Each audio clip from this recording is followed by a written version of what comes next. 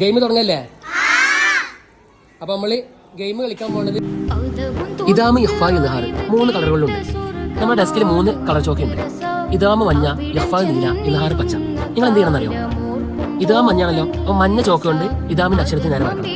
ഇഖ്ഫാ നീലയാണല്ലോ, അപ്പൊ നീല ചോക്കുകൊണ്ട് ഇഖ്ഫാന്റെ അക്ഷരത്തിന് നേരെ വരക്കണം. ഇദ്ഹാർ പച്ച, അപ്പൊ പച്ച ചോക്കുകൊണ്ട് ഇദ്ഹാറിന്റെ അക്ഷരത്തിന് നേരെ വരക്കണം. നിയമം ഗെയിമിൽ ഫെയിലാവല് വരകൾ തമ്മിൽ കൂട്ടിമുട്ടാൻ പാടില്ല. കൂട്ടിമുട്ടാതെ വേണം വരക്കാൻ. കറക്റ്റ് അക്ഷരമാവും.